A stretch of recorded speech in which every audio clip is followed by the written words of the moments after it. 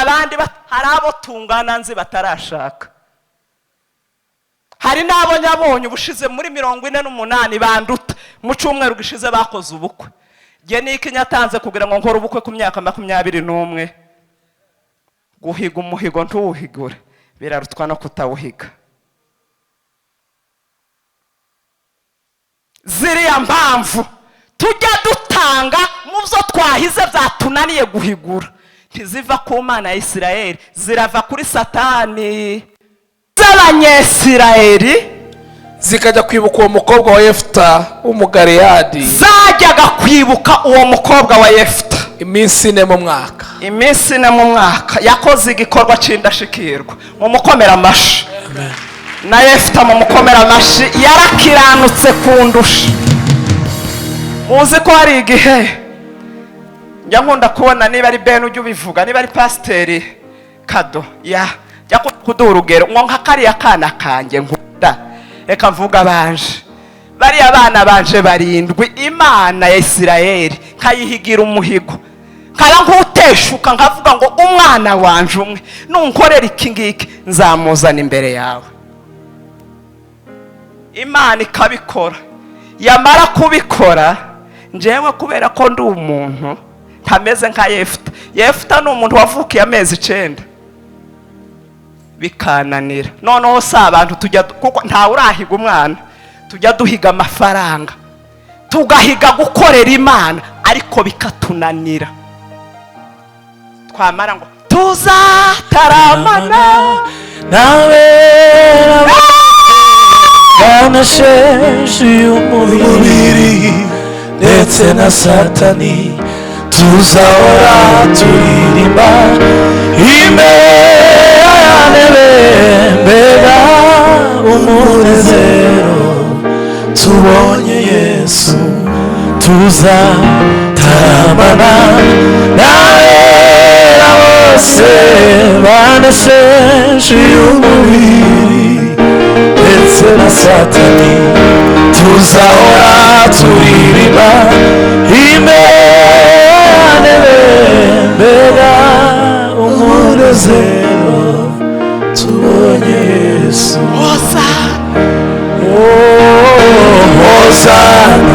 Hosana, Hosana, ashimuje muri rya zina ry'Umwana w'Intama. Hosana, Hosana, Hosana, ashimuje muri rya zina ry'Umwana w'Intama. tuzamurire Imana ya Isirayeli tuyicyubahire. Haleluya.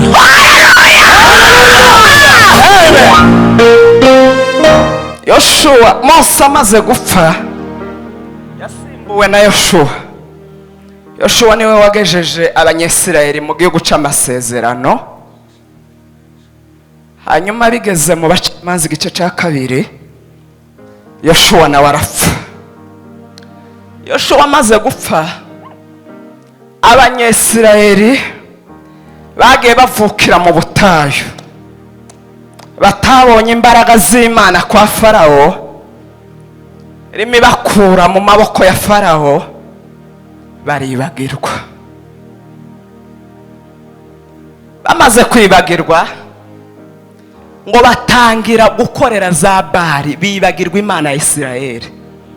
Ntibibuka Imana ya Isirayeli yabakuye mu Giputa, yabambukije inyanja itukura, yabanyujije muri Yorodani, yabahaye igihugu cy'isezerano. Kubera ko umugabo wari waravuganye n'Imana wageze mu gihugu cy'amasezerano, abandi barashiriye mu butayu, amaze kugenda baribagirwa. Niko abantu tumera. Bamaze kwibagirwa batangira kwimika imigirwamana mu mitima yabo, bakajya baramya ibigirwamana aho kubwira Imana ya Isirayeli ngo ni wowe utugejeje hano Mana. Niyo Mose yagiye, niyo Yoshua yagiye, ariko nanone turacyazirikana ukuboko kwawe. Bagahita bahinduka izi ntekerezo, bakabwira Imana ngo ntitugukeneye, ahubwo dukeneye ikigirwamana. Imana yabona ko bahindukiriye Bali, ikazana abanyamahanga bakabivutamo bakabajyana iminyago bakongera gusubira mu buretwa kandi gabwe igihe kirekire. Uriya usoma Bibiliya niho ujya umenya urugendo rw'umukristo nyarwo. Yes. Yababwiye ngo agakiza katarimo ubuziranenge ako karakemangwa ntaho kazakugeza. Baribagirwa tibibuka imbaraga z'Imana Isiraheli, tibibuka ukuboko kw'Imana, bahindukirira ibigirwamana. Imana kubera kuko idukunda itagishaka kudutakaza, rimwe na rimwe igitugaruza ibigeragezo. Nuzabona ibigeragezo bikuriho, jya wibaza ngo ni Imana inkeneye. Ahari sinyoba nyibagiwe Imana ya Isiraheli nyimitse ibigirwamana, Imana ikemera ko ibi bingeraho, cyangwa nukugira ngo imbaraga z'Imana zigaragarize ku buzima bwanje. Nusanga ari imbaraga z'Imana uzotuza, nusanga ari wowe wavuye ku Mana ukimika ibigirwamana, hari imyaka yo gukubitika mu banyamahanga. Imana ijya yemera ko niyo mpamvu ujya usanga benshi birirwa basengesha ngo babaroze. Uburinzi bwakuvuyeho, wimitse ibigirwamana wirukana Imana. Iyo uburinzi bwakuvuyeho nta kitoguhangara. Haleluya. Uburinzi bw'Imana bubavaho, babajana iminyago barakubitika. Nico gihe Imana yagiye ihagurutsa abacamanza, igahagurutsa ba Debora, igahagurutsa ba Gidiyoni, igahagurutsa ba Samusoni. Yefta yasimbuye Gidiyoni, kandi muzi amateka ya Gidiyoni muri Bibiliya ngo yari umunyembaraga nke, ntiyarashoboye, yasyaga ingano. Utekereza ko ashobora kuzana intsinzi mu bwoko? Ariko Imana yahagurukije Gidiyoni. Gidiyoni amaze gupfa, abanyamahanga bajanaga abanyesirayeli bakamara imyaka bariyo. Umunsi imitima yabo yatekerezaga ku mbaraga z'Imana ya Isirayeli, Imana yahitaga ihagurutsa umuntu akaja kurwana akongera akabagarura, ngo ikabaha agahenge k'imyaka 20 k'imyaka 40. Wa muntu yapfa, Imana yahagurukije, bakongera bakibagirwa bagasubira mu bigirwamana. Yefta twasomye yasimbuye Gidiyoni, kandi iyo usoma Bibiliya Yefta niwe muntu ufite amateka mabi, amateka mabi. Icyambere ngo Yefta yari umwana w'indayi, aba baje gutega ku mihanda. Papa wiwe yizengurutsa muza abagabo b'iki gihe, birashoboka ko yari afite kashe. Iyo kashe zaje aho kuzizana imbere y'Imana ngo uyishimire, uzuja gushaka umugore wa kabiri wa gatatu wa kane, kandi uzushaka abana b'abakobwa bangana n'abawe. Niko abagabo bameze, badatunze Imana, batunze ibigirwamana. Erega ibigirwamana ntabwo ari ibiheko n'amafaranga yawe yonyine yo kubera ikigirwamana, n'icyubahiro cyawe cyo kubera ikigirwamana. Ni bangahe batarahabwa promosiyo baza bitwara nabi, ariko bapfa kumukubita promosiyo akava mu materaniro akaja gushaka umugore wa kabiri n'uwa gatatu utazwi muri leta, utazwi no mu muryango. Uzuja kubamenya arababyariye abana barimo babazana ku mugore w'isezerano, niboga bagowe. Yefta yari umwana wa maraya, indayizwi, umuntu bandika muri Bibiliya. Wa mwana wa maraya amaze kuvuka, birashoboka ko maraya kubera ko muri wa mujinya n'agasuzuguro nuko yangajwe n'ibikomere byo kuvuka ku mubyeyi ntamurere, noneho bamwangaje kubera amateka y'uko yavutse, ngo aragenda agezeyo ngo arigomeka, akora umutwe abagore arabatreninga agira umutwe w'abasore bakomeye b'abarwanyi ariko bivuye mu mubabaro wa bene se bamwirukanye. Yefta akubitikira iyo ngiyo yirwanaho uko ashoboye. Umunsi umwe Abanyesirayeli barongera bacumura ku Mana. Imana ibihano yabazaniraga yahitaga ibagabamo abanyamahanga bakabiraramo. Imana izana Abamoni baza kubarwanya. Abamoni baje kubarwanya ngo Abagereyadi baravuga ngo Abamoni ko baduhagurukiye bagiye kutumara, ninde mugabo w'umunyembaraga ko hahagurutse Gideyoni, ninde wundi wongera kuboneka mu Banyesirayeli akaturwanira uru rugamba rw'Abamoni? Ngo habura n'umwe. Niko gutekereza baravuga ngo nyamara hariho umwana, hariho amaraso yacu. Niyo ari umwana w'ikinyendaro nyina ntazwi ntavugwa, yarangajwe kugira ngo ntahabwe iminani, ariko Imana yamugize umunyembaraga. None mureke tuje kunegosiya nawe turebe ko yoza akadutsindira bano Bamoni. Ngo batuma abantu baja kubwira Yefta, baramubwira ngo ngwino wongera ugaruke mu muryango, noneho turakwemeye. Ya mateka yawe mabi ngo wavutse ku kinyendaro ntituyareba, garuka ngwino kandi uze kuturwanira aba Bamoni batumereye nabi. Noneho Yefta arababwira ngo murabizi, muzi uko mwanyirukanye navuye aho, ubuzima bwanje murabuzi. Muremera ko umwana w'ikinyendaro aza akaja ku rugamba akarwana n'Abamoni n'abasinda biragenda gute? Intsinzi irabiyande iyo umwana w'ikinyendaro cyangwa yanyu mwebwe mufite ababyeyi bemewe? Erega kugira bemewe siko kwemerwa ku Mana. Imana igire buriya nuvuka uburyo bwose uzovukamo ntukibureminge, uzemere ko Imana yemeye kuvuka. Baba barakubyariye kuri toilette bakagutaho hafi ugatoragurwa n'umurenge, baba barakubyariye hanze y'urusengero bakagusigaho, icy'ingenzi nuko Imana yemeye kubaho ugakura ukiga ugashaka kugira ababyeyi byiza. Ariko nanone utabagize ujye uvuga ngo iyemeye ko mbaho, mama wantwise amezi 9 yanyihakanye, iyo niyo nzanambaho ubuzima bwanje bwose. Yefta arababwira ngo intsinzi irabiyanje. Baramubwira ngo rega twakubwiye twashobewe, wowe upfe kuza gusa. Yefta araza.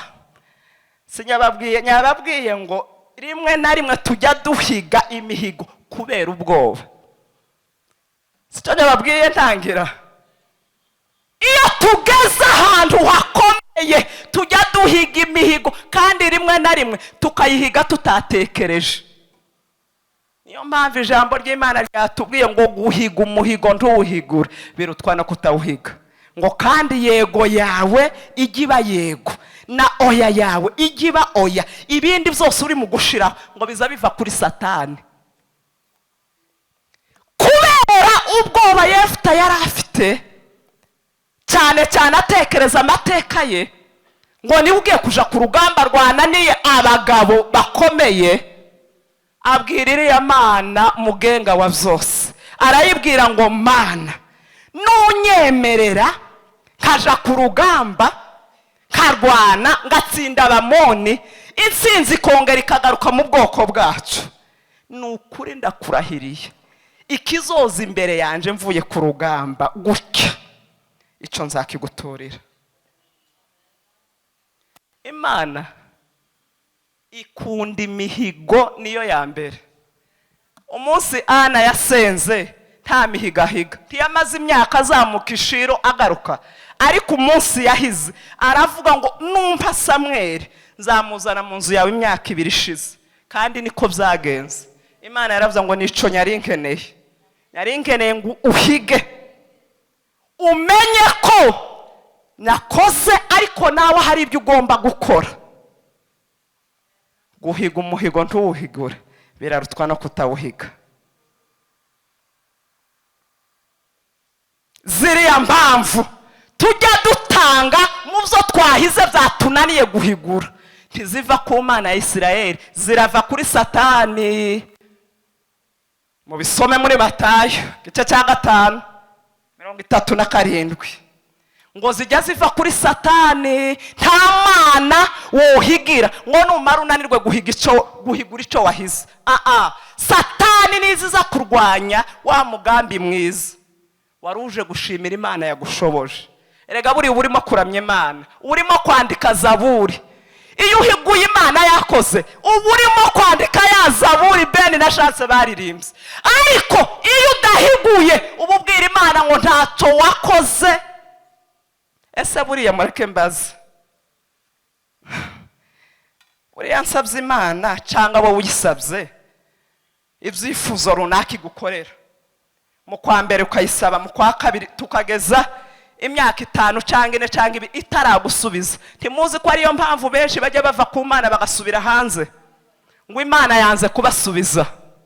None kwigi dusubiza twebwe tugahiga ntituze guhigura, icecetse ntidusubize. Ninde ubuhenzo ndi hagati yanjye n'Imana?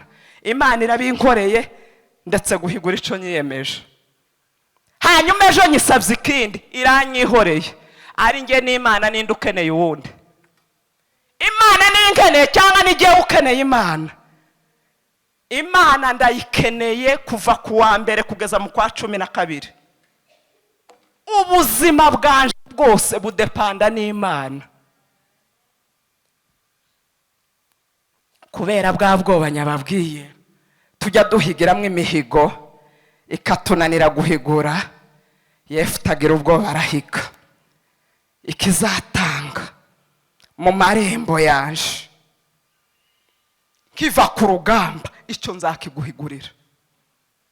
Birashoboka ko wenda yari atunze amatungo abantu benshi batunga bakunda, n'uburenganzira bw'umuntu, avuga ati buriya haraza yambwa yanje niza kunsanganira ku marembo, yaba ariyo cyangwa inkoko cyangwa ihene, ntawamenya ibyo yari afite, kuko yaje gutekereza ko ari umwana wiwe umwe ntaba yarabivuze. Icya kabiri, Imana nuzajya ugira icyo uyisaba ujye ubanza utekereze ku muhigo uri muyihigira. Tujya tuyihigira ibyo tudashoboye guhigura, ariko Bibiliya yatubwiye ngo Yefuta Imana iramwumva aja ku rugamba ararwana atsinda Abamoni, arangije aragaruka ngo agitunguka ku marembo.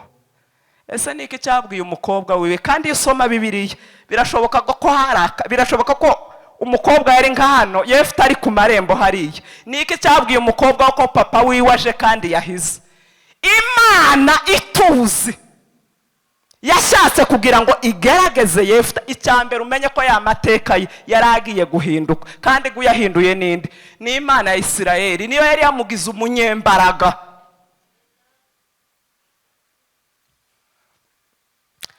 Wabonye umukobwa baravuga ngo umukobwa unteye agahinda, urambabaje, ndababaye, umbihirije umunsi.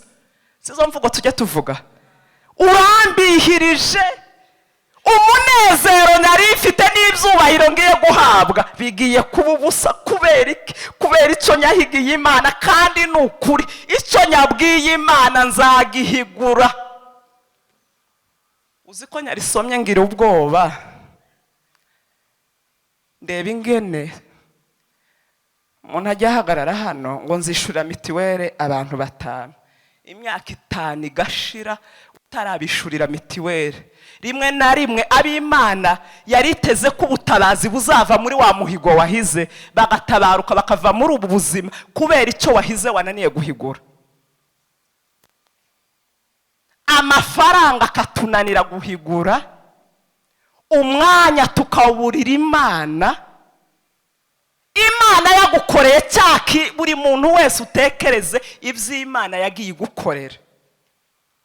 yampaye urubyaro nta mbaraga, yampaye ubuzima nta mbaraga mbishizemo, yampaye umugabo abandi hari abo tungana nzi batarashaka, hari n'abo nyabonye ubushize muri 48 banduta mu cyumweru gishize bakoze ubukwe. Nge niki nyatanze kugira ngo nkore ubukwe ku myaka 21. Iyo bifite uzugira ngo ni ibisanzwe, hari abandi bamaze igihe babisengerana n'uyu munsi batarasubizwa. Ariko wahigira Imana, Imana ikabigukorera. Ubwo ko ndavuga ibyanje nawe ushireho ibyawe, icyo tuza dushobora tuza tuyacumbikisha. Kuba impaye umugabo, reka ntegereze ninsama mu kwezi kwa mbere cyangwa kwa kabiri. Ndimuzi kuba abana sigaye ari umuntu arimo kumara amezi 5 kagutelefona ngo unsengere, na n'ubuga ntibirakunda amezi, kandi nibyo kuko ntitubyiha.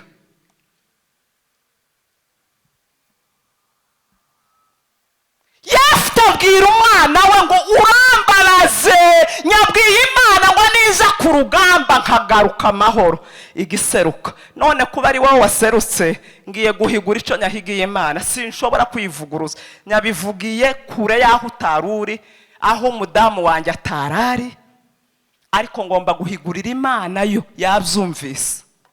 Umukobwa waramubwira ngo papa nukuri icyo wahigiye Imana ugihigure, ariko ndagusaba umpa amezi 2.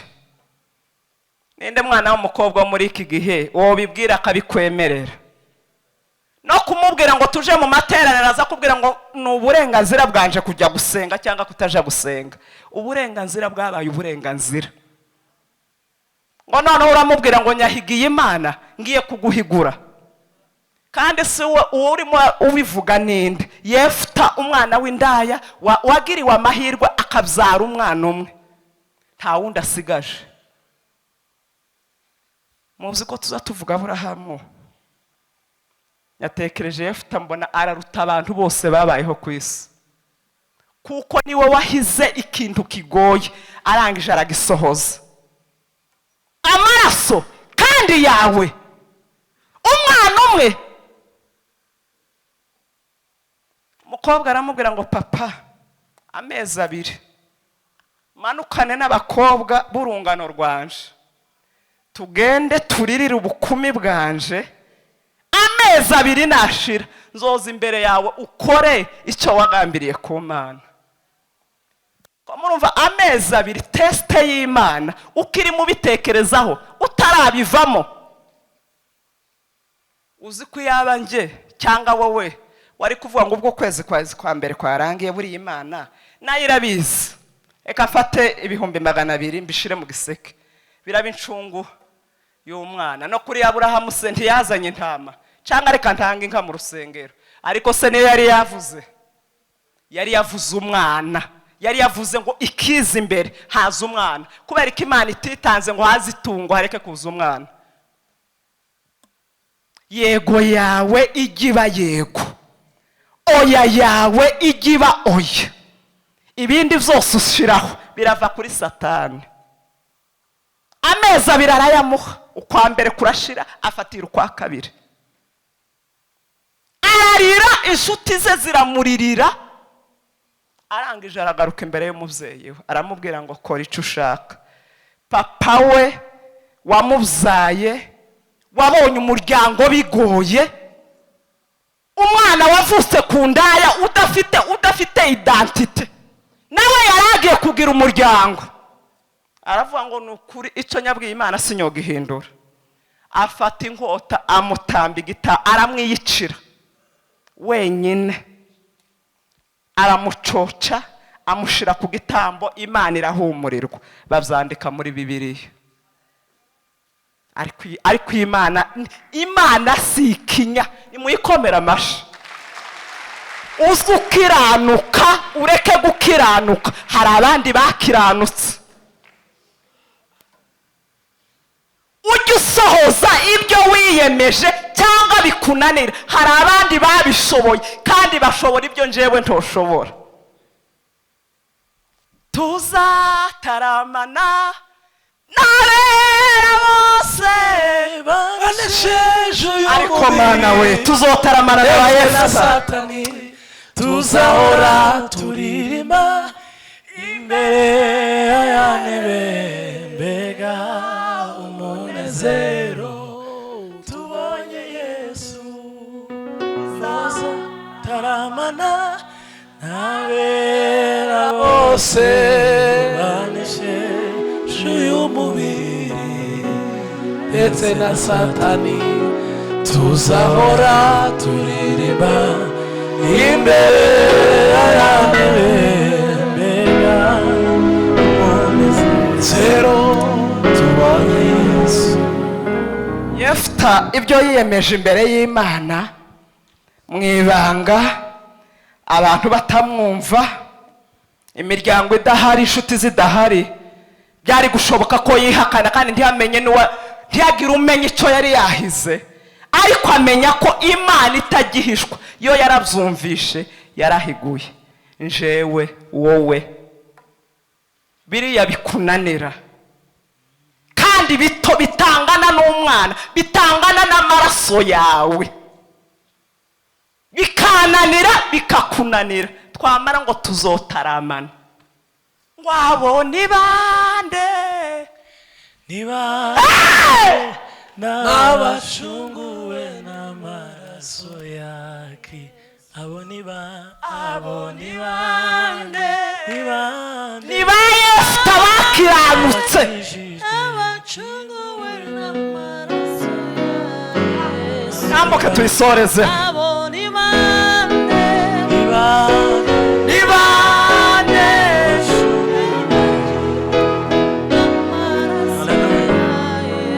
abo ni bande abo ni bande ni bande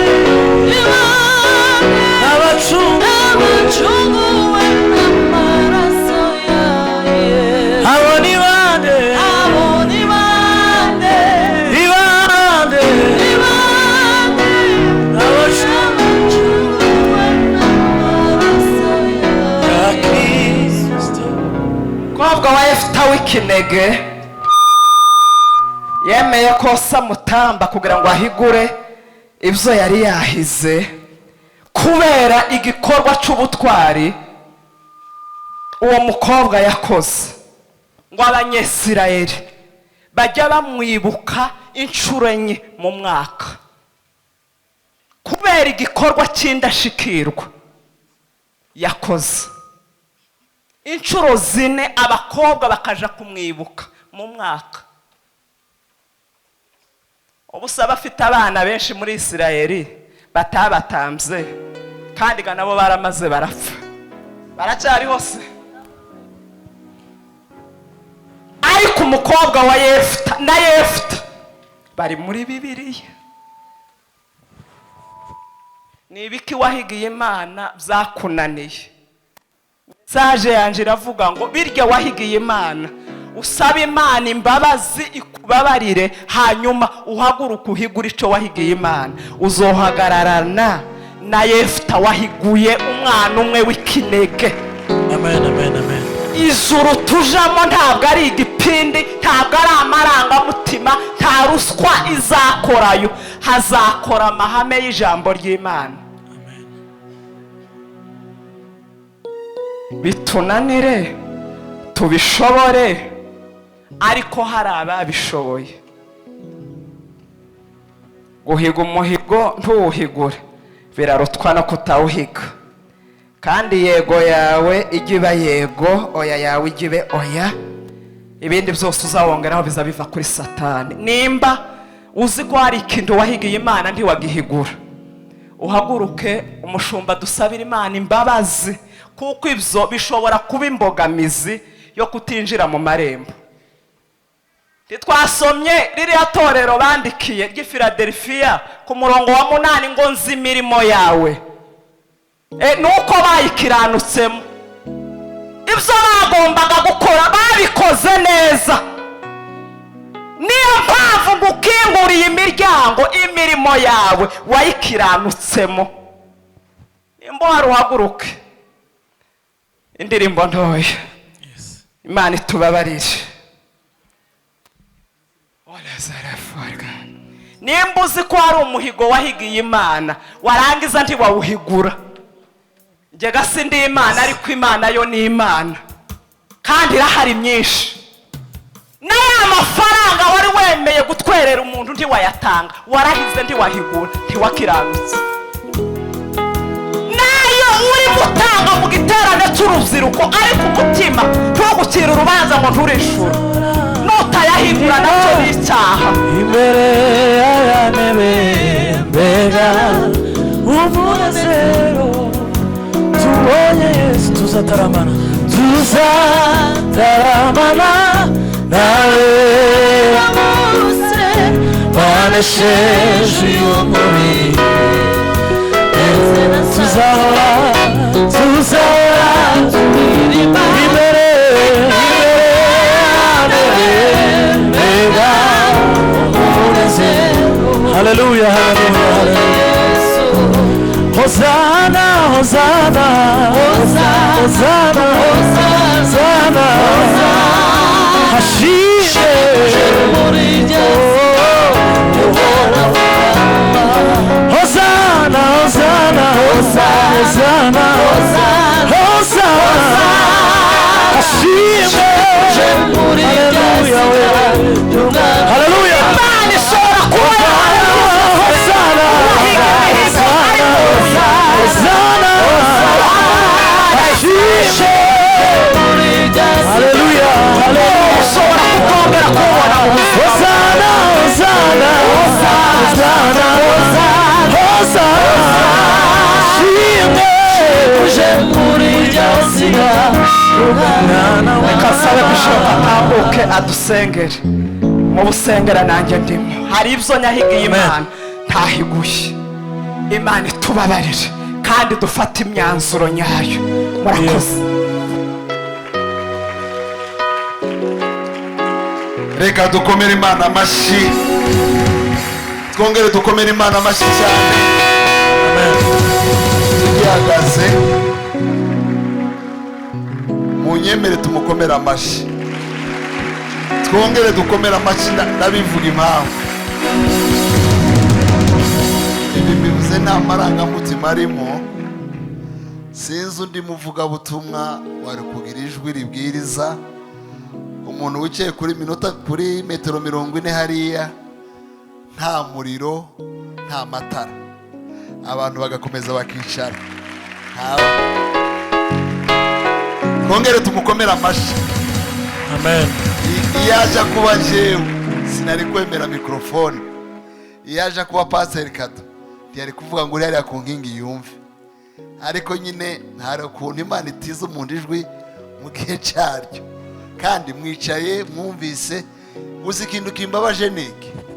Turacahagaze nyabone ntagire wicara. Ikintu kimbabaje niki nuko y'inyigisho tutari buyibone kuri YouTube, ariko ndamusaba ngo azongera ayitegure ayigarure kuko nayikunze pe. Tugiye gusenga mbone kubabwira gahunda zikurikira. Ubundi iyo uhagurutse ngo hari umuhigo utahiguye, birashoboka yuko utarabona uburyo bwo kuhigura, ariko nukuvuga ngo uburyo bwa vuba bushoboka nuko ugomba kuhigura. Ntabwo iri sengesho ribwira umuntu ngo Imana ibigukuyeho. Muribuka yuko igihe cyazakayo yabigenje ati yarishuye ubundi zo gukingira umuryango. Ntabwo duhe dusenga ngo Imana ibikureho mutabikoze, kuko Imana yo yakoze ibyo yagomba gukora. Kandi Imana yacu ni Imana y'amahame, kandi ijambo ryavuze ngo guhiga umuhigo ntuwuhigure. So dusenge rero. Naje numvaga hari ibintu ntarakora, cyane cyane muzo nakoze mu rubyiruko. Naritanze muri uyu mwaka, ariko ndacyafite akantu k'i Burundi kari mu kungenda. Ibindi byose nahize narabihiguye, kandi uyu mwaka nahize ibintu by'amafaranga menshi pe. Mumfashe dukomere Imana amashyi. Amen. Ariko haracyari utuntu. Kimwe namwe rero tuzamura ibiganza, saba Imana ngo iduhe uburyo tubikoreho. niba Yefuta ataratinye gusakrifiya umwana, Bibiliya nimwe amamwe namwe. Kandi mwibuke ngo Yefuta yashobora guhamagara abantu akabwira ngo twiyirize dusenge Imana inkurireho kino, ariko yaravuze ngo nubwo umwana asabye amezi abiri imiya, icya gatatu bazaba birarira, icya kane bazaba bibona, icya gatanu bazaba batukana, icya gatandatu bazaba batumvira ababyeyi babo, icya karindwi bazaba ari indashima, icya munani bazaba batarabera, icya cyenda badakundana babo, icya cumi batuzura, icya cumi na rimwe babesherana, cumi na kabiri batirinda, bagira urugomo, badakunda ibyiza, bagambana, ibyigenge, bikakaza, bakunda ibibanezezaho gukunda Imana, bafite ishusho yo kwera, bafite ishusho yo kwera, ariko bahakana imbaraga zako. Abameze batyo ujye ubatera, bisubiremo, abameze batyo ujye ubatera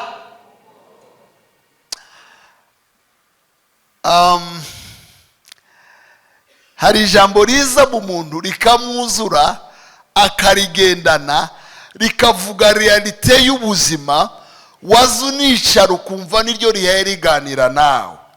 Mu magambo akomeye mu buzima bwanje kuva mu cyumweru gishize, iri jambo ririmo rivuga ngo ibihe birusha.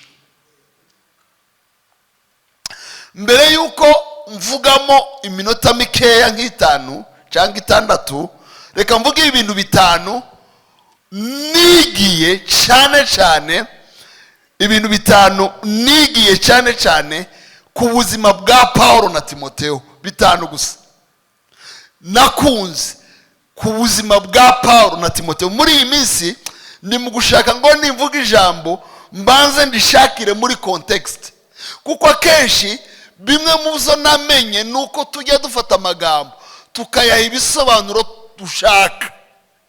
Iyo uvugishije Bibiliya ibyo ushaka kwivuga, ntuba uyivugishije imvugo yayo.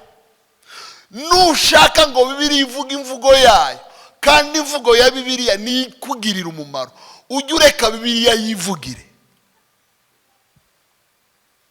Kimwe mu bibazo dufite ni ukutavugisha Bibiliya ngo ivuge, ahubwo tukayivugisha ibyo dushaka kwivuga. Bisobanure ntanga urugero. Biroroshe yuko umuntu ahagarara hano akavuga ngo Yeriko y'ubukene tuyisunike tuyikure imbere yacu, nyamara Bibiliya ivuga Yeriko, ntiyavugaga ubukene. Halo? Yeriko y'ubushomeri ntibaho, Yeriko y'ubukene ntibaho, Yeriko y'ubugumba ntibaho. Iyo ni interpretation wayihaye, nyamara birivuga Yeriko, ziriya nkuta hari message behind, hari impamvu abanyisiraheli bambutse Yorodani bagasanga umujyi uzitiye. Tuzamura Imana yacu ibiganza, dukomere Imana yacu amashi. Urwo rugero narumbahaye ni rumwe, kimwe na Goliyati. Goliyati w'ubushomeri, Goliyati wo kwimwa viza, Goliyati w'ubukene, Goliyati w'ubuseriba ntabaho. Ntabaho, kuko Bibiliya ntiyoza kuinterpreta message à notre faveur. Bibiliya buri izivuga Imana. Intego ya Bibiliya ni ukuvuga Imana, si ukuvuga abantu. Bisubiremo, intego icyatumye Bibiliya yandikwa ni ukugira ngo tumenye Imana. Buriya muri ariya makuru ya Yeriko n'ariya makuru ya Goliyati, teme centrale ni ijambo rimwe, ni Imana isohoza isezerano ryayo. Icyo Imana yari yaravuganye na Aburahamu zabaha igihugu cyanyu, igashorera Mose n'ubwoko, bakaza bagasanga Yeriko harazitiye. Imana umunsi ikuraho Yeriko yarimo ibabwira ngo n'Imana isohoza amasezerano, ibyo yavuze ko izakora izabikora, nubwo haba hari inkuta zirenga ku ijuru. Nicyo bivuga, full stop. Imana yarimo ibwira Dawidi amagambo akomeye kwimutegura, bivuga ngo muri Dawidi hari ubwami, muri Dawidi hari Kristo uzavuka, umutware, umunyembaraga, utimirwa. Ubwami bwe n'ubw'ibihe byose, bituma Goliyati ahagurutse, Dawidi Imana ihagararana nawe kugira ngo imwereke yuko si kubw'imbaraga z'abantu, si uko abantu bareba, hari umugambi w'Imana muri Dawidi yamuhisemo kera. Bivuga ngo iriya nkuru irashaka kuduha Imana kuruta kushaka kwikemuza ibibazo byacu. Uzi ko umuntu afata Bibiliya akayinterpreta nabi. Umuntu wigeze ambwira ngo tuzamura Imana ibiganza, mbabwira ni amakuru atari meza ariko muyihanganire. Umuntu yasanze umuntu urwaye, amaze gusanga arwaye, umuntu ntazi kuvuga amadetaye ariko ni umukozi w'Imana. Hanyuma baramubwira ngo uyu mwana ararwaye, ari mu guhwera, arwaye umutwe udakira, biri mu kugira gutya, agasa nkaho arwaye igicuri. Aravuga ngo ashaka umusengera ari bombi gusa. Hanyuma afunga imiryango, aramubwira ngo agiye kumusengera kwa kundi Eliya yasengeye wa mwana w'umupfakazi, ijisho ku jisho, umunwa ku munwa, izuru ku zuru. Umwe ni umugabo, undi ni umugore. Umukobwa avugije induru, barakinguye, basanga nyine yaragiye kumufata. Amahirwe hari muri leta ziri responsable, uwo muntu arafungwa. Ariko murumva yari yafashe ngo ijambo ryaha yasobanura ngo Eliya yafashe umwana ngo amubararaho, umunwa ku munwa, ijisho ku jisho, izuru ku zuru. Niko bimeze. Ni ukuvuga ngo arimo arakoresha Bibiliya ibyo ashaka kuvuga, ariko si cyo Bibiliya ivuga. Igikomeye buriya si ukumwubararaho, igikomeye ni focus. Biravuga ngo Imana iduhaza amaso, ihanze ibibazo byacu amaso, nubwo byaba bikomeye, Imana yawe iracyabirimo, nta kindi. Ntiyigeze ivuga relation physique.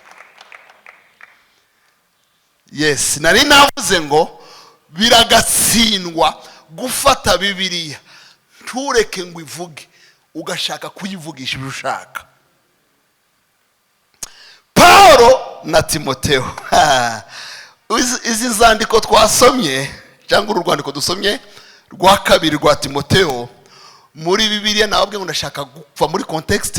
Ni urwandiko Paulo yandikira umwana wiwe, rw'umwana n'umubyeyi, kandi arwandika ari mu rugendo rwiwe rwa kabiri.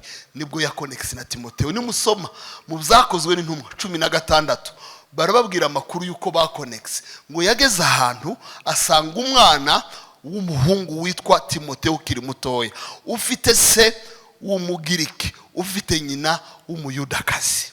Ikintu nkuze cya mbere, ngo asanga agira ubuhamya bwiza mu bantu.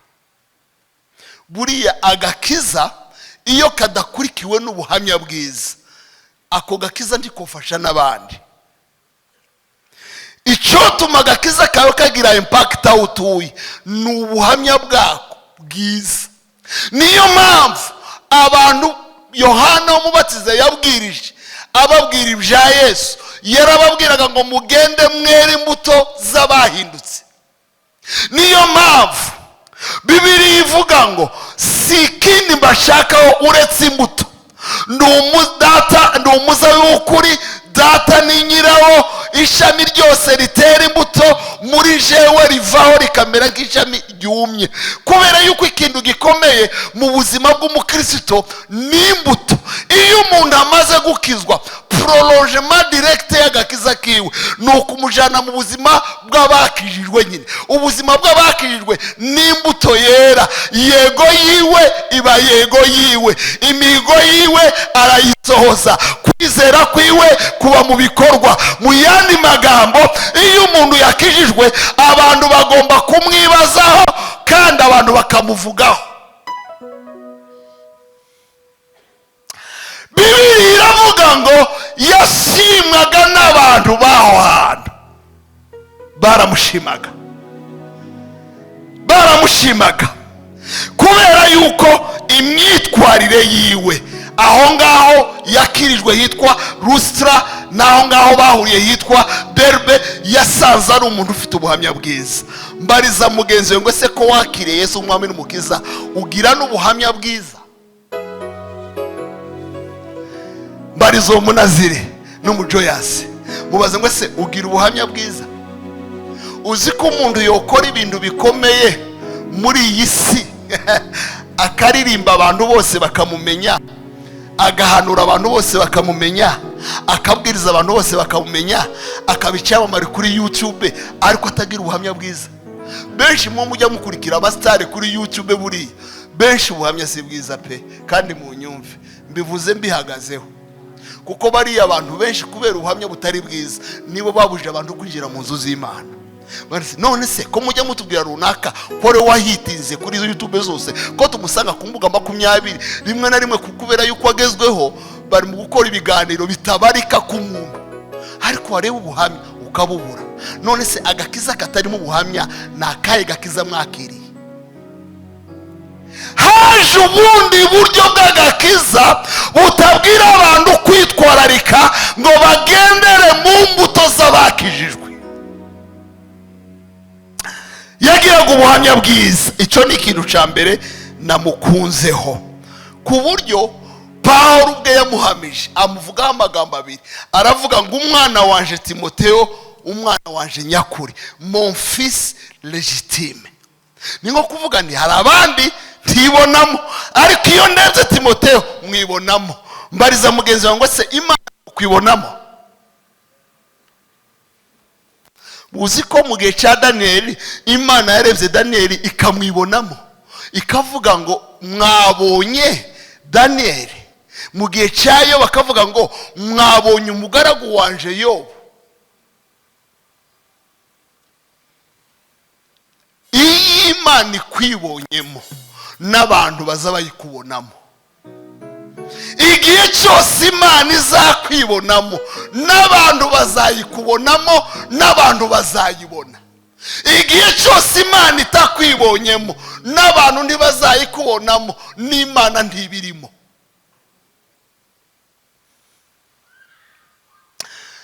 Ijambo rya kabiri ravuga ngo mon fils bien-aimé. Agiye kwandikira Abakorino aravuga ngo nabohereje umwana ukundwa ngo kandi ukiranuka. Bivuga ngo Pawulo yarakirata Timotheo avuga ngo uyu nguyu arakundwa ndamukunda, ikindi arakiranuka. Turacyafite ingero z'abantu bakiranutse mu isezerano risha Imana ivuga. Mbabwira iki kintu ubushize narakibabwiye kiri mukundwaza ahantu. Iyo bavuga ngo nta mukiranutsi n'umwe uhari, yes, mujye mumenya degere zo gukiranuka z'Imana. Ese umuntu wagejeje 90% n'uwagejeje 60% ntibaba batsinze bombi? So Imana ndigeze itubwira ngo ibikorwa byacu nibyo bizaduha ijuru, ariko Imana ndigeze itubwira ngo nukwakira agakiza ibindi mubireke. Bivuga ngo hari degre, niyo mpamvu birivuga ngo tuva mu bwiza. Buriya bwiza bavuga mu Kinyarwanda ni ubuntu, ni from grace to grace. Bivuga ngo hari ubwiza twinjiriramo, hari ubwiza dukuriramo. Mukure mu buntu bw'Imana, nimumara kubugeramo ntimudamarare, muve mu bwiza, mujye mu bwiza, muve ku rwego, mujye ku rwego guhamya kwanyu kwa none kuruta uko ejo kw'ejo hashize kandi guhamya kwanyu kw'ejo kuruta ukwa none. dukomere Imana yacu amashyi. icya kabiri, navuze ukuntu bakonekise n'ukuntu yamurase. icya kabiri, uru ni urwandiko bavuga yuko yanditse afunze. ubundi Paul yafunzwe mu byiciro bibiri.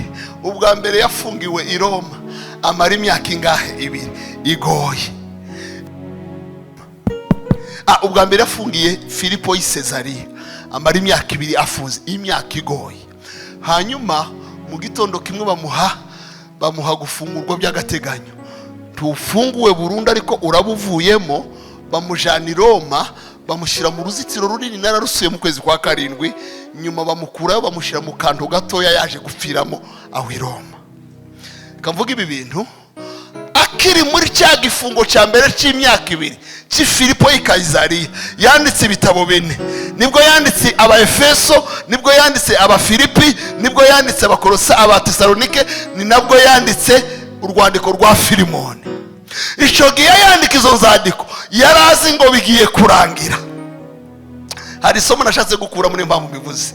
mu buzima bwacu duhura n'ibigeragezo, kandi hari igihe aho kugira ngo bihagarare nubwo twasenze bigenda byiyongera. iyo ibigeragezo byiyongereye ntibivuga ko urukundo rw'Imana rwagabanutse, biravuga ngo urukundo rw'Imana rwazamutse. iyo urukundo rw'Imana kuri twebwe rwazamutse, ibigeragezo biza bizamuka nabyo. iyo Imana idutrustinzemo, Satani azazamura ibigeragezo. mujya mwibuka Yobu, kubera gukiranuka ko Yobu yahawe ibigeragezo bikomeye, bikajya byiyongera. bakamubwira ngo ibi birabaye, inka ziragiye, intama ziragiye, indogobe ziragiye, ibintu byose, abana barapfuye, n'umubiri urakwanza uragiye. byagiye byiyongera kubera yuko Imana yakomeza guhamiriza arimubwira ngo wabonye umukiranutsi wanje Yobu. abakristo benshi bari mu gusubizwa inyuma n'ibigeragezo. kubwira iki kintu, Imana nigufungurira umuryango mugari, uzamenye ko n'ubigeragezo wiyongereye.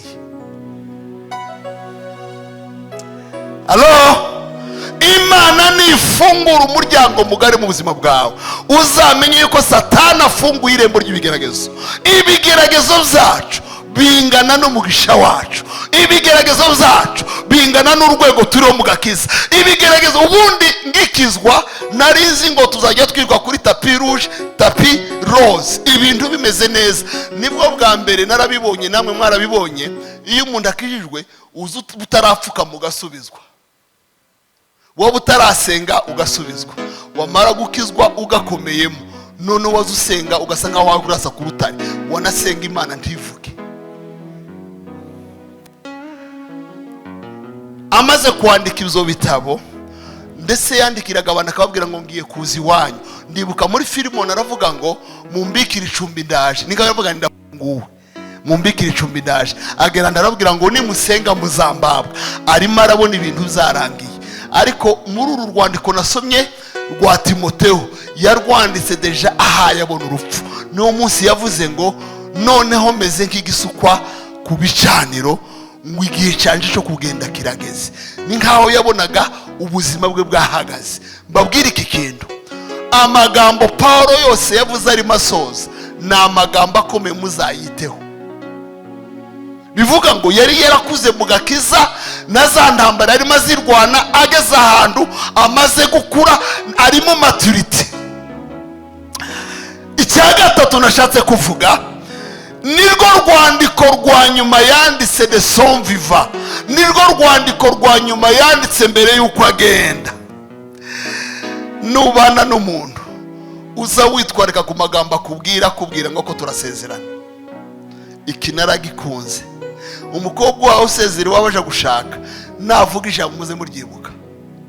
umuntu Imana ikura mu mubiri, navuga ijambo mujye muryibuka. umuntu wawe uje mu kindi gihugu, nakubwira amagambo ujye uyumva. Paulo yarimo avuga ngo ndi muri stage y'ubundi buzima, reka mbabwira amakuru akomeye. niyo nashatse kugeraho nihuta, ndanga gutinda kandi natinze. cya kane n'izandiko za gishumba. muri iyi minsi abantu ntibarimo gusoma izi nzandiko nyamara nizo zivuga ubuzima bwacu. Uzi ko ziriya zandiko za Timoteyo arizo zivuga uburyo bw'amateraniro, arizo zivuga n'imyitwarire, arizo zivuga n'impano, arizo zivuga n'ibyo umushumba agomba kuba yujuje.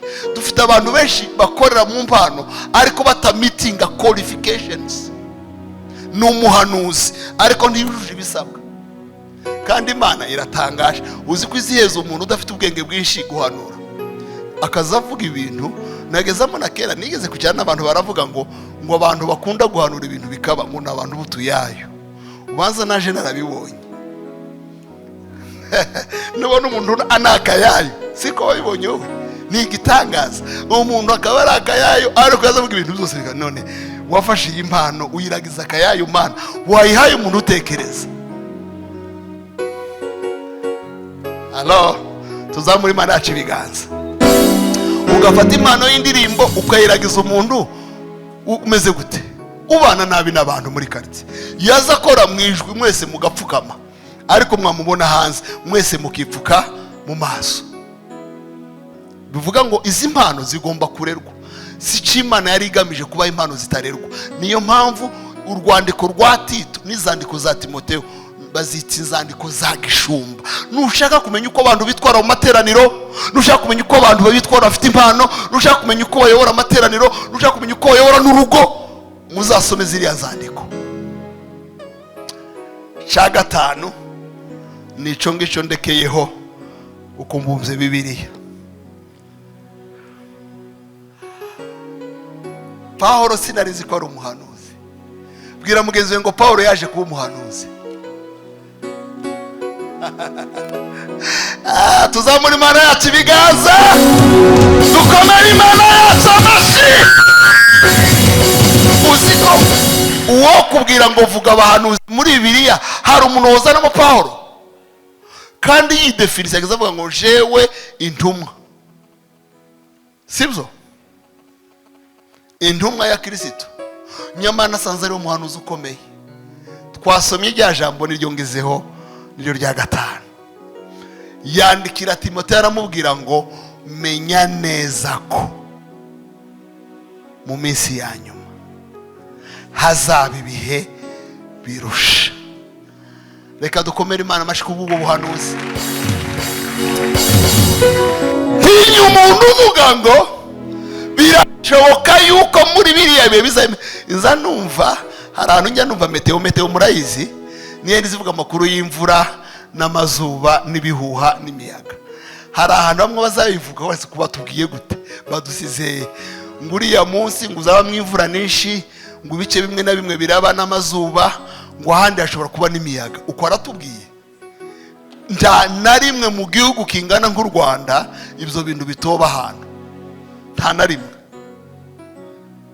Keretse uri muri rya kijya mu kwezi kwa